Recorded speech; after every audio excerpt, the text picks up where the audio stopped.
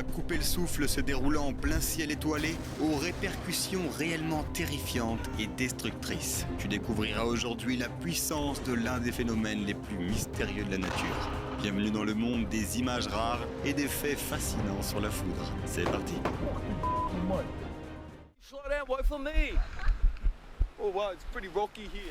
Le gars a l'air inquiet parce qu'il sait qu'il n'y a presque aucune chance d'échapper à la foudre en plein air près de l'eau. Mais la jeune fille téméraire semble ne se fier qu'aux faits.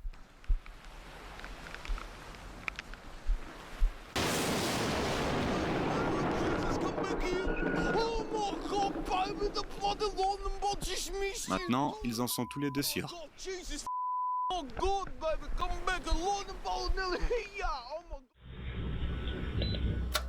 Ce garçon est allé au magasin sous la pluie, pensant qu'un parapluie le garderait au sec. Mais il n'était absolument pas préparé à ça.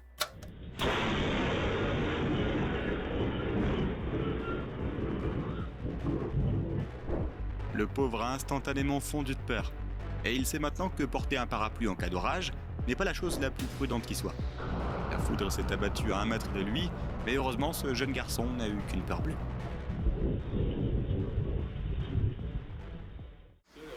Un groupe d'amis avait prévu une escapade d'un week-end au Canada, lorsqu'une tempête s'est soudain abattue sur eux. T'as-tu vu ça? C'est malade! Ils ont réussi à s'abriter dans une cabane. Mais ce gars-là a été le plus chanceux de tous.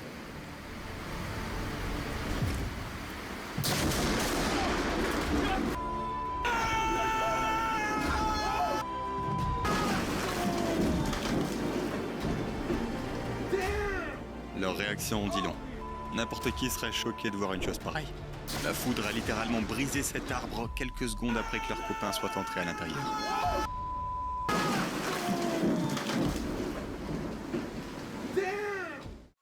Comment imaginer que l'on puisse se trouver à quelques mètres de là où frappe la foudre? On peut affirmer avec certitude, ça n'a rien de plaisant. Ce type a affirmé que ses oreilles ont sifflé pendant les 3 jours qui ont suivi.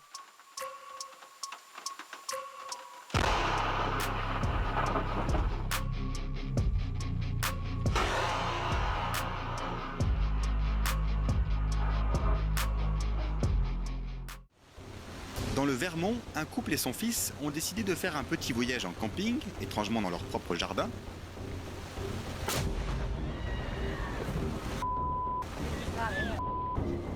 Et ils ont probablement choisi le pire moment possible pour le faire. Heureusement, tout s'est bien passé, et après le premier coup de foudre, la famille a emménagé dans cette maison.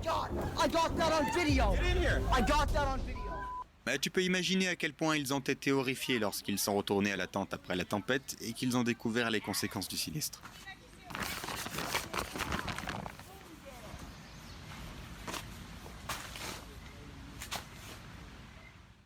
Cette séquence a été filmée par 2 chasseurs de tempête.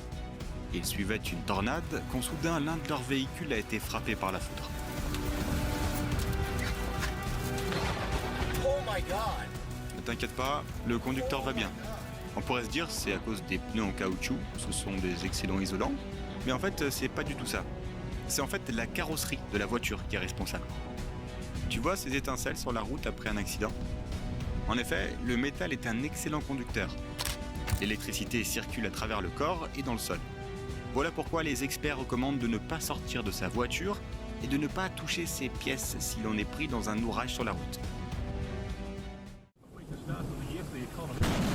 Après ça, je parie que le pauvre conducteur ne conduira plus pendant au moins 6 mois.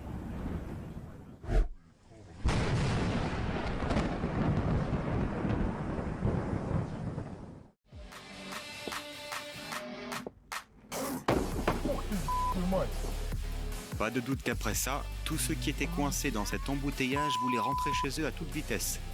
Heureusement, malgré le choc, tout le monde est resté dans sa voiture.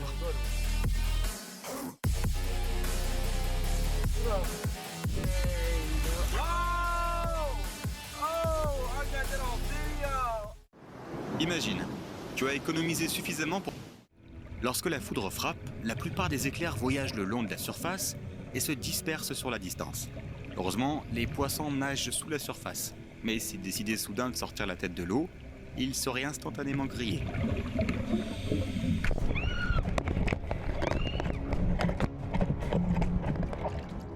Toutefois, les scientifiques ne peuvent toujours pas déterminer avec précision la distance que peut parcourir la foudre sous l'eau. Par exemple, ces plongeurs se trouvaient à une profondeur de 6 mètres. C'est sûrement arrivé parce qu'ils manipulaient des freins à disque en métal alors qu'ils étaient occupés avec l'installation du câble. Ils vont bien, mais il faut garder à l'esprit que pendant un orage, le risque est toujours présent, quel que soit l'endroit où on se trouve.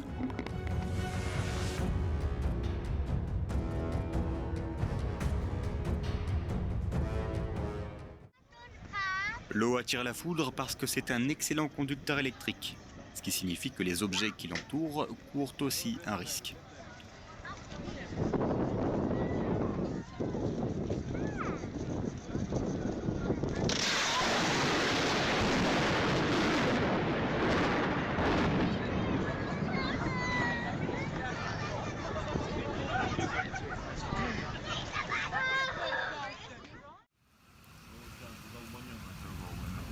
Lorsque la foudre frappe directement l'eau, l'onde de choc se propage autour de l'étendue d'eau, sur une centaine de mètres, frappant souvent les rives à proximité.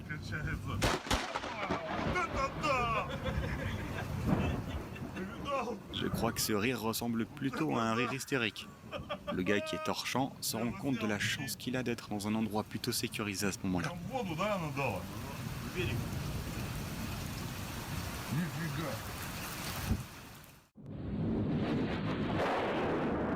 Mais imagine que tu te fasses surprendre par une tempête alors que tu te promènes en pleine mer.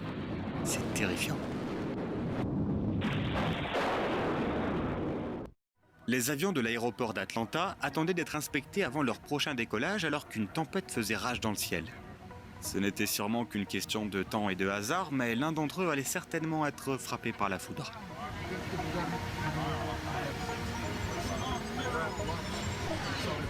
Ce fut le cas de l'avion de Delta Airlines. On ignore comment ce dernier a géré cette attaque si soudaine, mais je suis certain que la situation n'a pas posé de problème. Après tout, les avions font face à ce genre de choses tout le temps. Les ingénieurs aéronautiques déploient beaucoup d'efforts pour assurer la protection contre la foudre. Mais même avec ces efforts, il est impossible de garantir que l'avion ne sera pas frappé. Les pilotes savent que la meilleure façon de procéder est de contourner les orages. Mais parfois, ça ne suffit pas.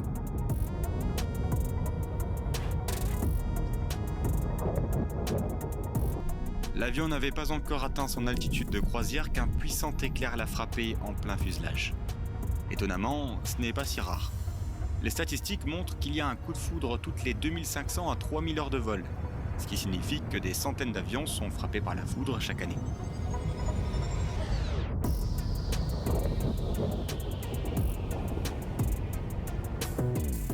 Prendre l'avion peut être une source de stress pour beaucoup, et c'est probablement la dernière chose que l'on voudrait voir à travers un hublot.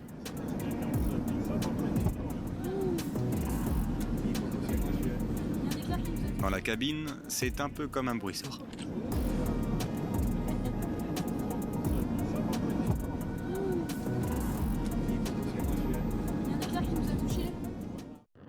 Cette fusée porteuse a été frappée par la foudre 10 secondes après le décollage.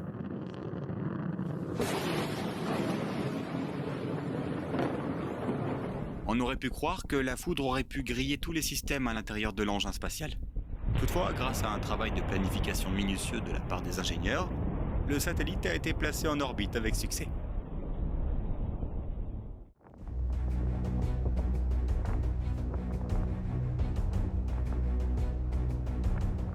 Au Texas, une éolienne a pris feu après avoir été frappée par la foudre.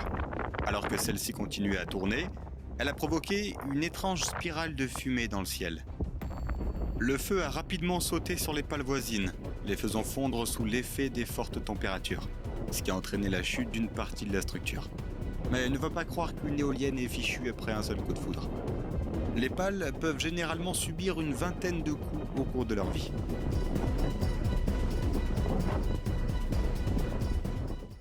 Bien qu'il soit toujours agréable de regarder une tempête arriver, il y a des moments où la nature met en scène un spectacle qui éclipse tout le reste.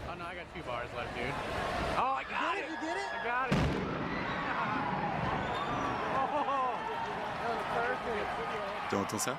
Même les amateurs de sport n'ont pas pu s'empêcher de se réjouir lorsque les éclairs sont apparus. C'est comme si Dame Nature voulait leur offrir un petit spectacle pendant la pause pour qu'ils ne s'ennuient pas trop. Le Le gars qui a filmé cette vidéo pensait que c'était une excellente idée de capturer des éclairs stupéfiants en plein orage. Toutefois, il a rapidement regretté sa décision quelques secondes plus tard.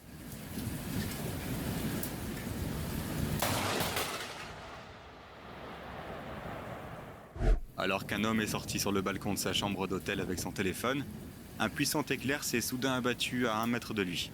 Il s'est empressé de reculer, visiblement surpris d'avoir été si près d'une décharge de millions de volts d'énergie électrique pure.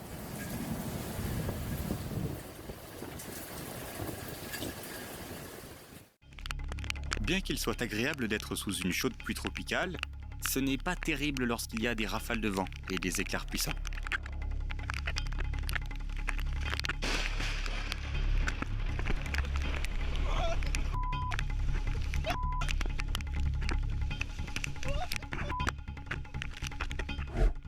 Ces 3 amis en vacances sur la côte en Malaisie ont vraiment de la chance, parce que la plage est peut-être l'un des endroits les plus risqués pendant une tempête.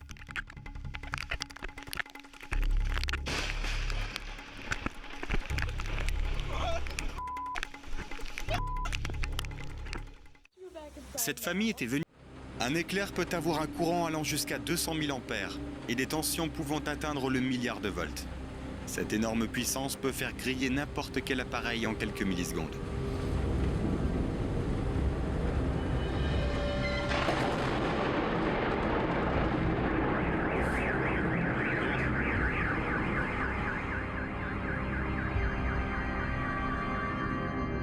Et même si les transformateurs sont dotés de systèmes d'arrêt d'urgence, le jeu n'en vaut tout de même pas la chandelle. 3 hommes sont assis dans un garage en Thaïlande en pleine tempête. L'un d'eux saisit une clé à molette pour l'accrocher à un clou, et soudain, boum! On avait l'impression que la foudre était une sorte de prédateur qui attendait le moment parfait pour frapper lorsque le gars toucherait le bout du poteau.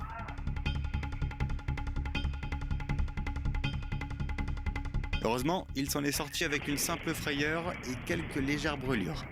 Et je parie que cette expérience le marquera à jamais. La foudre est un phénomène totalement imprévisible, qui peut frapper n'importe quoi, n'importe où, à n'importe quel moment. Dans l'ouest de l'Angleterre, la grève a été si puissante qu'elle a perforé les toits et les planchers, laissant des trous béants dans 2 maisons. Imagine, il n'y avait même pas d'électricité dans l'une ou l'autre ce jour-là. C'est inquiétant de penser à quel point la nature peut être puissante.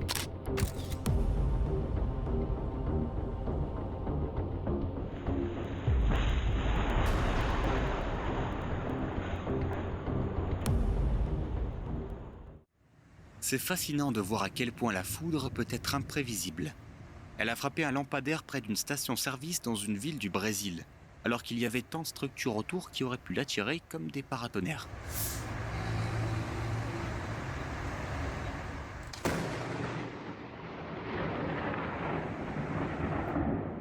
C'est incroyable qu'aucune des voitures qui passaient par là n'ait été touchée. En regardant toutes ces étincelles, j'imagine que quelques bâtiments situés à proximité ont été privés d'électricité. Parfois, la foudre est si puissante qu'elle ne se contente pas de mettre hors service des infrastructures importantes ou de couper l'électricité et Internet dans un quartier. Mais elle provoque également des destructions physiques. Cette cheminée n'était sûrement pas faite d'un matériau fragile. Mais la tempête en a fait son affaire. Non seulement elle l'a frappé sans problème, mais elle a aussi brisé le sommet en fragments de pierre.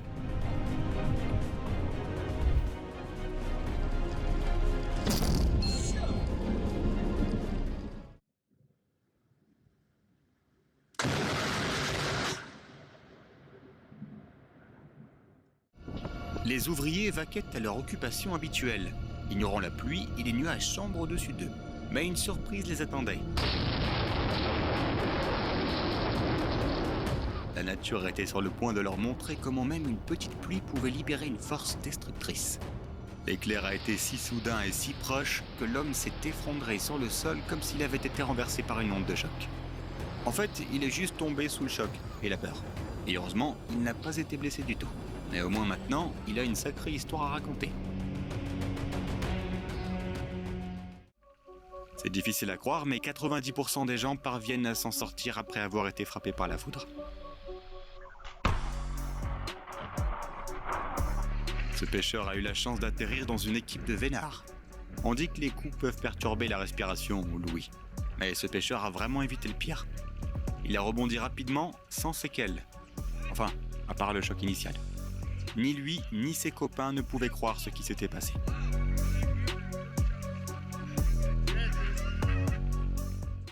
Ce couple s'est retrouvé tout près, sans ménagement, d'un puissant phénomène météorologique. Ils se détendaient sur une plage au Mexique et ont sagement décidé de sortir de l'eau juste à temps. Parce que quelques minutes plus tard, voici ce qui s'est passé.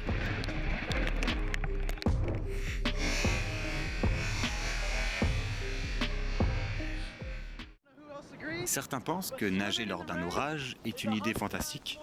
Ai-je même besoin d'expliquer pourquoi ce n'est pas une bonne idée ?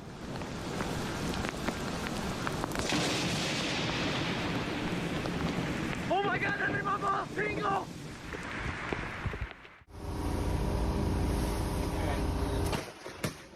Ils ont eu de la chance d'être en bateau. Parce que nager ailleurs que dans une baignoire en pleine tempête n'est vraiment pas une bonne idée.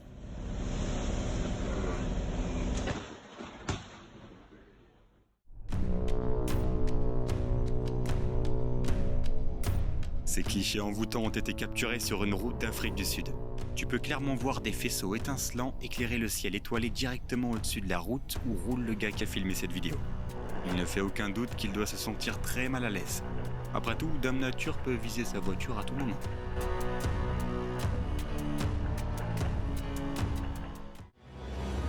Voir la foudre de près est toujours effrayant, même si tu es en voiture et que tu peux rouler rapidement pour t'éloigner de l'orage.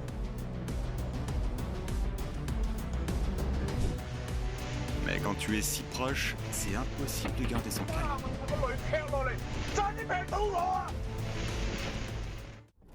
Lors d'un orage, les gros bras sur la route comme celui-ci courent le plus grand danger.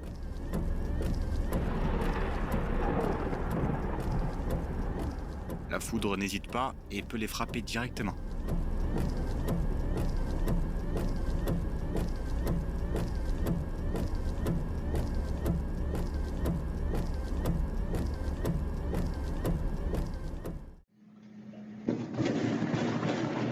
On pense généralement qu'il est presque impossible de prédire exactement où la foudre va frapper. Et voici une autre preuve qui prouve à quel point elle peut être imprévisible.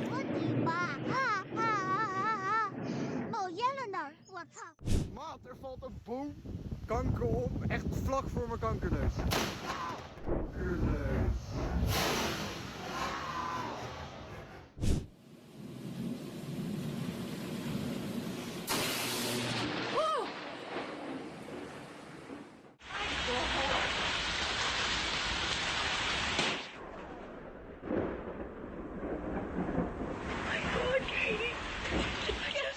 Dès notre plus jeune âge, on nous dit de ne pas rester sous les arbres en cas de tempête.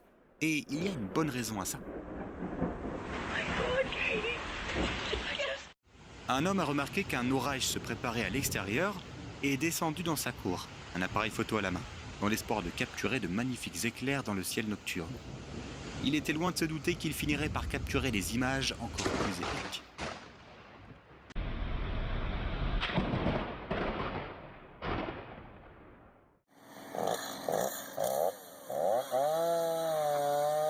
Après la tempête, les habitants ont remarqué qu'un des arbres brûlait de l'intérieur. Ce phénomène arrive souvent lorsque la foudre frappe un arbre, surtout si son tronc est très sec. Dans ce cas, le seul moyen d'arrêter le feu est de couper l'arbre. It's gonna fall toward you.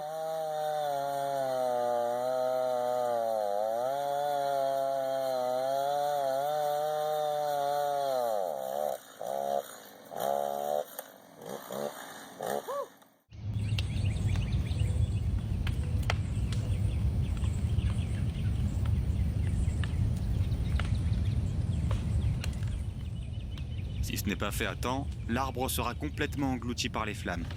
Et tout ce que nous pourrons faire, c'est d'attendre qu'il brûle complètement.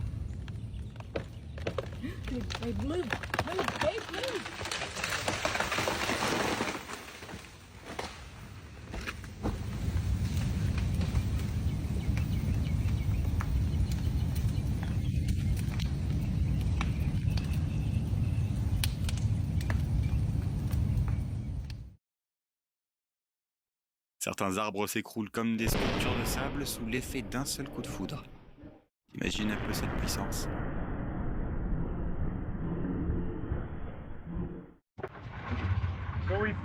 Lorsque la foudre frappe un arbre avec suffisamment de force, elle peut le fendre en deux, comme s'il éclatait de l'intérieur. Cet impact brutal provoque le décollement instantané de l'écorce, laissant le tronc complètement à découvert.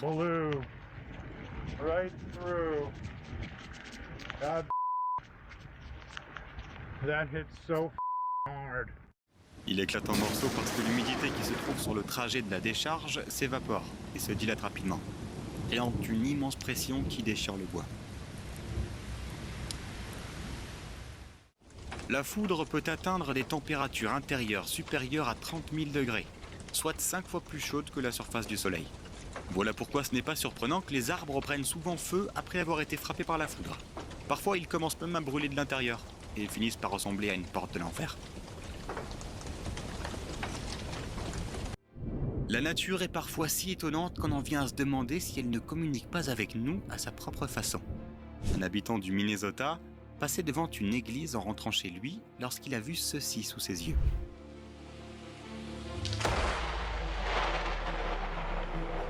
L'homme a déclaré qu'il n'oublierait jamais ce moment. Selon lui, l'église allait bien pour la plupart, juste quelques petits problèmes d'électricité. Mais grâce à son paratonnerre, le bâtiment est resté intact. Qu'est-ce que ça fait quand une décharge électrique massive frappe juste derrière soi? Lui, il ne sait que trop bien.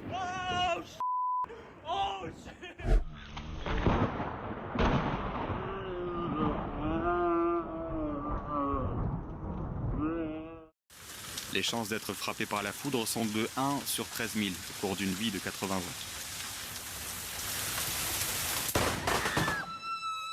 Mais à ce moment-là, la pauvre fille a dû avoir l'impression que les probabilités étaient beaucoup plus élevées.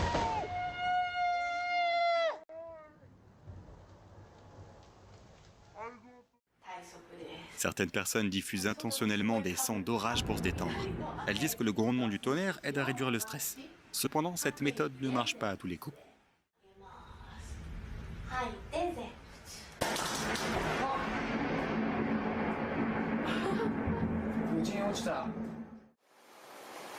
Le tonnerre est l'onde explosive qui se produit lorsque la foudre chauffe l'air, entraînant une augmentation soudaine de la pression sur son parcours. Si tu comptes 3 secondes entre un éclair et le grondement du tonnerre, cela indique que l'orage est à environ 1 km. C'est une astuce intéressante pour savoir à quelle distance se trouve l'orage.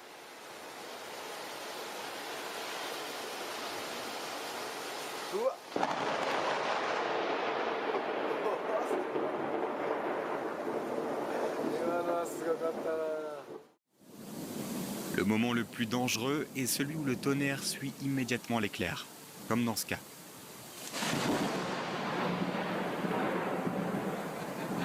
Le niveau sonore peut atteindre les 120 décibels. Pour te donner une idée, le seuil de la douleur est d'environ 130 décibels.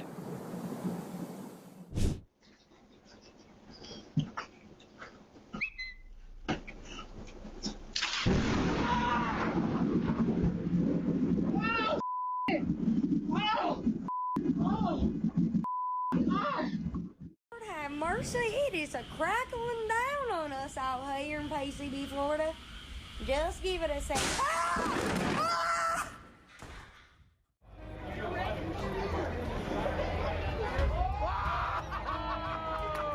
Les grands bâtiments sont de véritables aimants à foudre. Comme tu le sais, les orages adorent diriger leur éclair lumineux vers les gratte-ciel.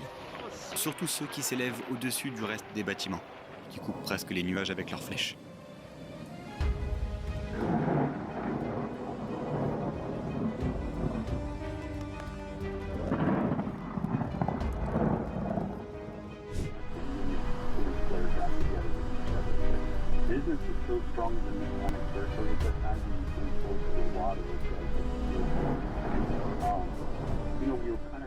Les habitants de la Mecque, en Arabie Saoudite, ont capturé l'un de ces moments magiques lorsque la foudre a frappé la plus grande tour d'horloge du monde pendant un orage. Ce moment était si magique qu'on aurait dit plus une scène de film qu'une séquence réelle. Bien que la foudre frappe généralement les objets les plus hauts dans une zone dont la hauteur varie, il y a toujours des exceptions.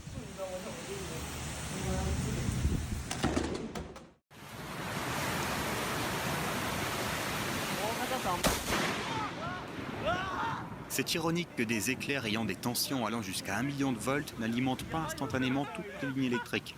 Et au lieu de ça, ils les mettent rapidement hors service. Voilà pourquoi les paratonnerres sont installés sur les maisons.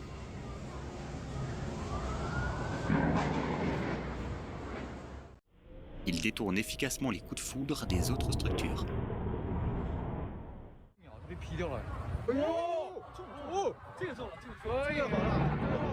Savais-tu à quel point la foudre est une immense source d'énergie ? Elle peut être aussi lumineuse que 100 millions d'ampoules.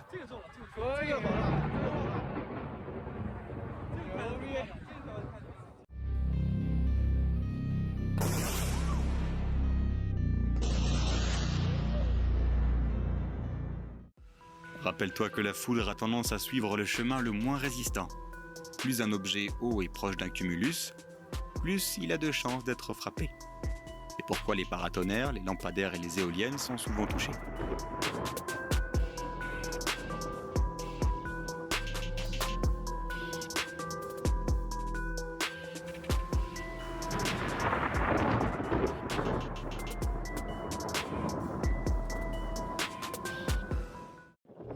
Tiens, voilà un fait amusant. L'une des réclamations d'assurance les plus courantes déposées par les propriétaires d'éoliennes concerne les dommages causés par la foudre.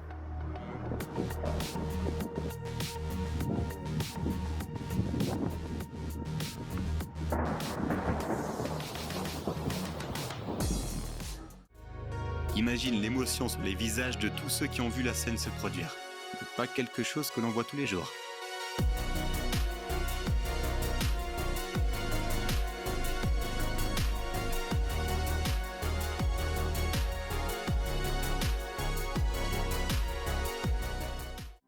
Qui n'aime pas se prélasser dans l'eau quand il pleut ? Il fait particulièrement chaud et agréable à ces moments-là. Bien sûr, il y a quelques détails à ne pas oublier.